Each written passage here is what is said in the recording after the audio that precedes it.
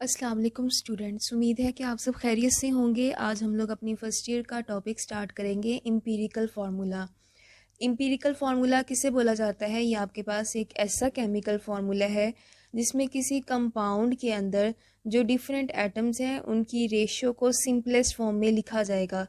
यानी ऐसा फार्मूला जो किसी कंपाउंड में मौजूद एटम्स की सिंपल होल नंबर रेशियो को एक्सप्लेन करे, उसको बोलते हैं एम्पिरिकल फार्मूला। फॉर एग्जांपल आपके पास ये ग्लूकोज की एग्जांपल है C6H12O6। इसमें 6 कार्बन है, 12 हाइड्रोजन है, ऑक्सीजन भी 6 है। अगर हम इसमें से 6 कॉमन ले लें तो 1 2 और यहाँ पे 1 आएगा। ये है इसकी सिंपलेस्ट फॉर्म। इससे ज़्यादा आप सिंपलेस्ट इसको नहीं कर सकते हैं। और ये आपके पास होल नंबर में भी है, तो कार्बन 1 है, हाइड्रोजन आपके पास 2 है, ऑक्सीजन आपके पास क्या है, 1 है। तो फार्मूला क्या हुआ, CH2O। तो ये आपके पास ग्लूकोज का एक सिंपलेस्ट फार्मूला है। किसी भी कंपाउंड का एम्पिरिकल फार्मूला लिखने के कुछ स्टेप्स हैं, और इसके अलावा ये क्वेश्चन आपके पास लॉन्ग क्वेश्चन में आता है। तो पहला स्टेप ये है, find out the percentage of element. यानी आपने सैंपल में मौजूद हर एलिमेंट की परसेंटेज निकालनी है, या परसेंटेज कंपोजिशन भी बोल सकते हैं इसे। फॉर एग्ज़ाम्पल अगर आपके पास ग्लूकोज है, ग्लूकोज में आप कार्बन की परसेंटेज निकालेंगे, हाइड्रोजन की निकालेंगे एंड ऑक्सीजन की परसेंटेज निकालेंगे। अब परसेंटेज को निकालने के दो तरीके होते हैं। एक आपके पास है एक्सपेरिमेंटल तरीके से हम परसेंटेज निकाल सकते हैं, और नेक्स्ट आपके पास है थ्योरेटिकल। एक्सपेरिमेंटल वे में अगर देखा जाए तो आपके पास नेक्स्ट टॉपिक है कंबंशन एनालिसिस। उसको यूज़ करते हुए हम परसेंटेज कंपोजिशन निकालते हैं। थ्योरेटिकल में आपको सिंपल डाटा दिया होगा, उसको यूज़ करते हुए हम कैलकुलेशन से परसेंटेज निकालेंगे। परसेंटेज ऑफ एलिमेंट को कैलकुलेट करने का जो फार्मूला है, उसमें मास ऑफ एलिमेंट आपने उसको डिवाइड करना है मोलर मास यानी कंपाउंड के मास पे, और मल्टीप्लाई कर देना है 100 से। तो ये आपके पास परसेंटेज को निकालने का तरीका है। एम्पिरिकल फार्मूला को कैलकुलेट करने के लिए आपके पास जो पहला स्टेप है वो है परसेंटेज ऑफ एलिमेंट। उसके बाद नेक्स्ट स्टेप है आपने find out the number of gram atom. Gram atom जिसे हम लोग मोल भी बोलते हैं। ग्राम एटम को आप कैसे निकालेंगे? जो आपने परसेंटेज निकाली है हर एलिमेंट की, उसको डिवाइड करेंगे उसके एटॉमिक मास पे। फॉर एग्जांपल अगर आपने कार्बन की परसेंटेज निकाली है, कार्बन की परसेंटेज को डिवाइड करेंगे कार्बन के एटॉमिक मास 12 पे। नेक्स्ट तीसरा स्टेप है find out the atomic ratio. Next आपने एटॉमिक रेशो निकालनी है। एटॉमिक रेशो कैसे निकाली जाती है? इसमें जो आपने नंबर ऑफ़ मोल्स हैं इसको यूज़ करना है हर एलिमेंट के नंबर ऑफ़ मोल्स, और इसको डिवाइड करना है स्मॉलेस्ट नंबर ऑफ़ मोल पे। ठीक है, स्मॉलेस्ट नंबर ऑफ़ मोल पे डिवाइड करेंगे, जो आपके पास आंसर आएगा वो आपके पास है एटॉमिक रेशो। लास्ट स्टेप ये है कि आपने जो एटॉमिक रेशियो निकाली है, इस अगर तो उसका आंसर होल नंबर में है तो आप सिंपलेस्ट उसका फॉर्मूला लिख देंगे।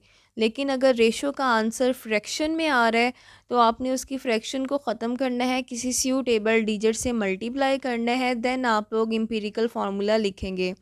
अब इन्हीं 4 स्टेप्स को हम अपनी एग्जांपल पे अप्लाई करते हैं, इजीली समझ आ जाएगा।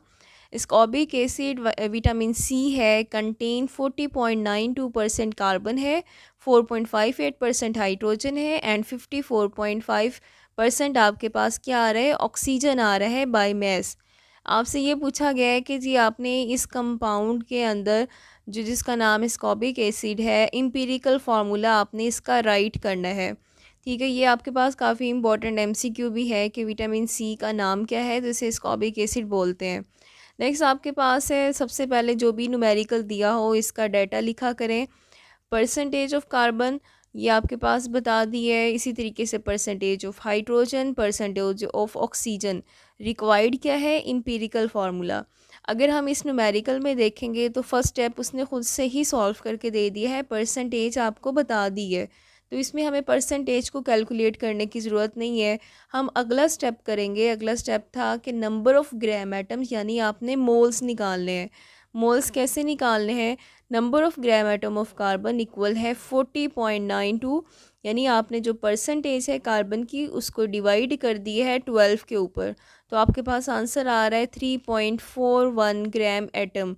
इसी तरीके से number of gram atom of hydrogen निकालेंगे। हाइड्रोजन की जो परसेंटेज है उसे डिवाइड करेंगे हाइड्रोजन के एटॉमिक मास 1.008। उसके बाद नेक्स्ट आपके पास है, आपने निकालने हैं number of gram atom of oxygen. Oxygen के कैसे निकालेंगे, ऑक्सीजन की परसेंटेज को डिवाइड कर देंगे 16 यानी उसके एटॉमिक मास पे, तो आंसर आएगा 3.406। अगला स्टेप आपके पास है कि आपने एटॉमिक रेशो निकालनी है। एटॉमिक रेशो निकालने के लिए आपने पढ़ा था कि आपके पास जो सिंपल मोल्स आ रहे हैं उसको डिवाइड करना है स्मॉलेस्ट नंबर ऑफ़ मोल पे। अगर इन तीनों के मोल्स चेक करें तो हमारे पास स्मॉलेस्ट नंबर ऑफ़ मोल 3.406 है। तो हम क्या करेंगे, एटॉमिक रेशो निकालते हुए इस 3.406 डिजिट से इन तमाम को डिवाइड करेंगे। एटॉमिक रेशो में देखें, कंपाउंड के अंदर 3 ही एलिमेंट थे, कार्बन, हाइड्रोजन, ऑक्सीजन। सबसे पहले आपने तीनों के नंबर ऑफ़ मोल्स लिखे, उसको डिवाइड किया स्मॉलेस्ट नंबर ऑफ़ मोल पे। जब हम इसे सॉल्व करते हैं तो हमारे पास जो आंसर आ रहा है 1.33 फ्रैक्शन में आंसर आ रहा है, और 1 में ये आपके पास ऑक्सीजन के भी 1 है।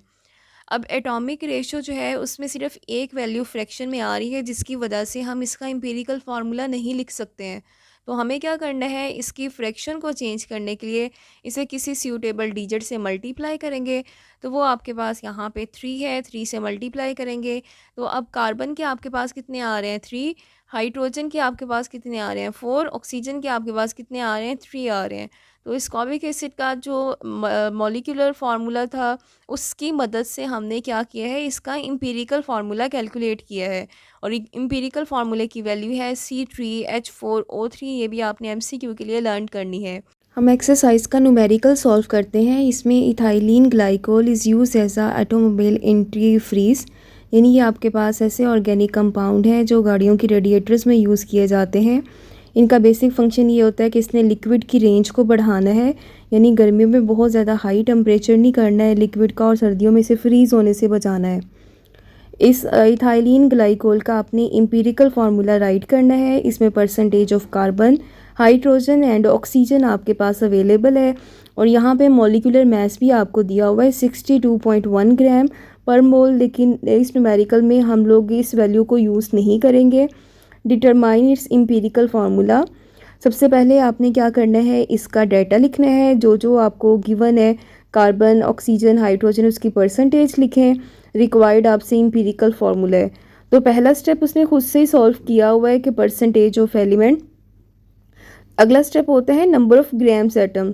नंबर ऑफ़ ग्राम्स एटम के लिए यानी मोल्स निकालने होते हैं। जो भी आपके पास गिवन परसेंटेज होगी उसको डिवाइड करेंगे एटॉमिक मास से। तो इस तरीके से हमने तीनों कार्बन, हाइड्रोजन, ऑक्सीजन, इनके नंबर ऑफ़ मोल्स कैलकुलेट कर लिए हैं। अगला स्टेप आपके पास है एटॉमिक रेशो को कैलकुलेट करना। एटॉमिक रेशो तीनों एलिमेंट्स की निकालेंगे, उसमें जो आपने नंबर ऑफ़ मोल्स निकाले हैं इसको डिवाइड करेंगे स्मॉलेस्ट नंबर ऑफ़ मोल पे। तो यहाँ पे हमारे पास जो स्मॉलेस्ट नंबर ऑफ़ मोल है वो 3.225 है। जब इसे सॉल्व करते हैं तो आपके पास जो आंसर है वो होल नंबर में आ रहा है। Ratio of carbon, hydrogen, oxygen ये होल नंबर में आ रहे हैं, तो यहाँ पे किसी सूटेबल नंबर से मल्टीप्लाई करने की ज़रूरत नहीं है। आई होप स्टूडेंट्स ये टॉपिक आपको अच्छे तरीके से समझ आ गया होगा। इस टॉपिक में इम्पॉर्टेंट आपके पास स्टेप्स हैं जो लॉन्ग क्वेश्चन में आते हैं। इसके अलावा आपको किसी भी कंपाउंड का फार्मूला दिया होगा, आपने उसका एम्पिरिकल फार्मूला राइट करना होगा। Thank you so much and best of luck.